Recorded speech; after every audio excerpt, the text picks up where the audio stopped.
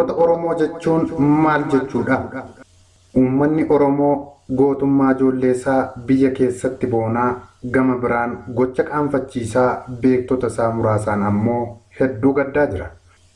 Qabsoon Oromoo shira diinaas ta'u firaan gufachuurra taree diinaaf yaaddoo ta'eera. Haqa kana eenyullee haaluu hin danda'u. Wayita qabsoon akkas finiintee jirtutti maal gochuu akka nama barbaachisu walitti himuun warra gabrummaa jala waggaa 150 jiraateef qaaniidha. Qaaniin kana caalu ammoo gabrummaa jala waggaa 150 jiraatanii akkaataa itti gabrummaa jalaa ba'an yookaan gabrummaa ofirraa kaasan wallaaluudha. Kachachalummaa beektota keenyaa biyya keessaa nu mudataa turetti akka malee aaraa jiraanne. Har'allee warri uummata isaaniif furmaata fidu jedhaman diina jala galanii ijoollee isaanii irratti murtii hidhaa fi ajjeechaa dabarsaa jiran. Sammuun namoota kanaa ega baratanii jalaa bada ta'ee Waaqayyo haa beeku. Garuu yeroon isa kaaniif barnoota ta'an itti qaanfatan fagoo miti. Beektonni keenya biyya alaas dhiyeenya kana waan raajiitti jiru. Abbummaan qabsoo dhaaluuf fiigichitti jiranuu hedduu nama qaanfachiisa. Diinni lafa keenya dhaalaa isaan ammoo qabsoo dhaaluuf lafa ciru. Ani akka nama tokkootti humni kamiyyuu of ijaaree furmaata uummata Oromoof argamsiisuu irratti xiyyeeffatu irraa mormis jibbas hin qabu. Nama dhuunfaallee yoo ta'e waan furmaata jedhanitti amana taanaan uummataaf dhiyeessuun gonkumaa mormii hin qabu. Garuu waggaa 150 boodallee rakkoo hedduu qabna. Hoogganoonni qabsoos hanqina hedduu qabu. Hoogganoonni qabsoos hanqina hedduu qabu jechaa rakkina caalu kan qabsoo uummatichaa fuudhee badu yennaa arginu bira taruun hin taatu. Kanaafan mata duree har'aa kaase. Walga'iileen qabsoo Oromoo qajeelchuuf yookaan araara buusuuf jedhamee gaggeeffamaa jirurraa akka nama tokkootti gammachuu hin qabu. Uummanni kiyyas gammachuurraa akka qabaatu hin fedhu. Maaliif jennaan adeemsa isaatu warra gabrummaa waggaa 150 irraa baratee furmaata waliif soqu osoo hin taane fonqolchaa fi saamicha dhiiga ijoollee irratti taphatamu waan ta'eef ani holola gaggeessaa hin jiru.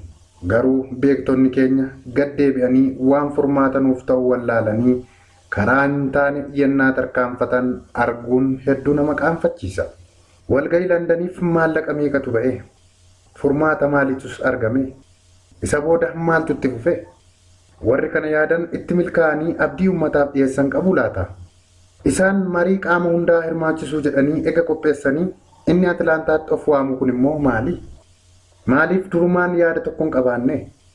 Waan akkasii akka ittiin fufneef abdii yookaan wabiin maali? Kana adda baasanii ilaaluun barbaachisaadha. Inni amma Atilaantaatti gaggeeffamaa jiru doolaara meeqa fixe?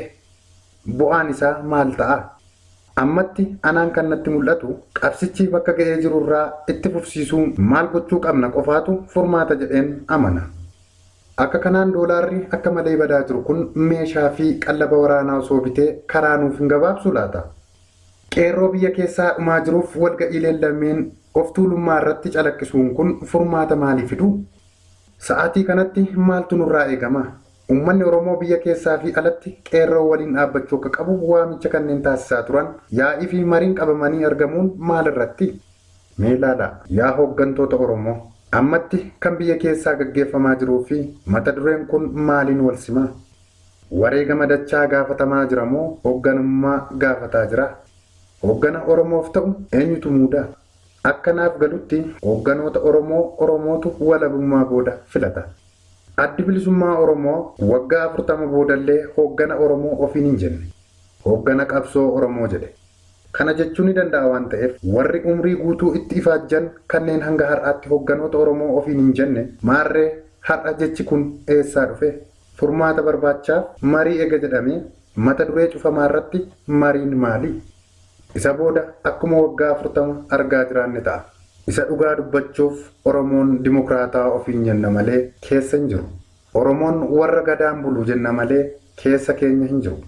Beektonni keenya qaamni sadaffaan kan biroo ammoo maal akka qopheeffatan arguuf teenya. Dhugaa hedduu nama qaanfachiisa. Waggaa 5 fi 10 jedhanii shira diinaa raawwachiisuuf imaluun hedduu nama gaddisiisa. Beektonni keenya haalaa fi wareegama baasuu jibbaaf callisuu jiru malee rakkoo guddaan dhalootaaf ta'an isaanidha. Beektota yennaan jedhu muraasa.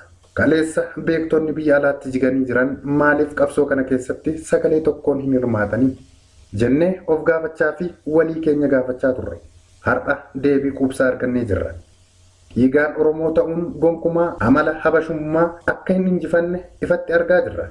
Warri waan kana of keessatti injifachuu hin dandeenye wareegamaa fi dhiiga ijoollee bishaaniitti makuun hin ta'u.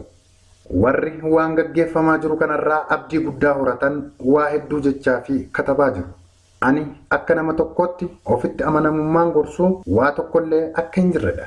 Shira harka dheeraa adda bilisummaa Oromoorraa uummata galagalfatanii hojii biraa itti fufuu qofaatu mirkanaa'aa jira. Walga'iin furmaata jedhamee gaggeeffamu hundinuu gonkumaa bu'aa Oromoof fidu miti. Amma beekumsaa fi muuxannoo keenyaa hojjechaa hin jirru. Waan dursuu qabu hin dursine. Hooggana qabsoo Oromoo kanneen ta'anii fi jibbi wayyaanii fi nafxanyaa qabu kan keenyarraa adda ta'uu qaba. Hanguma diina kana jibbina taanaan kun fayyummaa miti. Diina caalaa hojjennee jigsuuf deemna taanaan kunis maraatummaadha. Karoorri ba'u bifa kanaan ilaalamuu qaba. Hoogganoota qabsoo bakka dhabamsiifna jedhanii saganteeffachuun kakuu waliif seenuun Oromummaadhaaf qeerroo ofii hoogganaan maaliif barbaadu?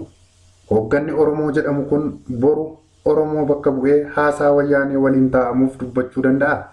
Oromoon yoom isaan bakka buufate? Ani namoota fayyaalessummaa gama hundaan arreedaa jirtan ni hojjennaatii qabsoo uummata keessanii gufachiiftu yookaan osoo hin beekne nama waliin hiriirtanii diina gargaartu taanaan ammas irraa of qusadhaan isiniin jedha. Aamsi uummata kiyyaa biyya keessaa fi alaa jiruuf qabu daandii eegalte jabinaan itti fufuun ala furmaata biraa akka hin qabnedha. Addi bilisummaa Oromoo dadhabina amma fedhe qabaatus qaama qalbii qabatamaatti qabsootti jira. Haa jabeeffannu. Dorgommiin hoogganummaa, dorgommiin jaarsummaa uummataan murteeffama. Jaarsummaan kamuu jaarsummaan xumurama malee galii kaayyoo ofiif jaarsummaa barbaachuun miti. Oromoo ofiin jennaan Oromoo ta'anii argamuudha. Amala habashummaa gonkumaa adeemsa Oromummaan walii galuun hin jiraatu. Oromoon bubbee waliin bubbisu waggoota 150 boodallee barachuu dhabee beekumsii fi dandeettiin gabrummaa keessan dantaa ofiif nama fiigsu dhugumatti maraatummaadha. Yoon dogoggore na of kolchaa. Dhaggeeffataa keenya barruu kana barreessan sagaleen qeerroo bilisummaa Oromoo qalamni kee hin gu'inii hirmaannaan kee dachaa dachaan itti fufuu siin jenna. Horaa bulaa.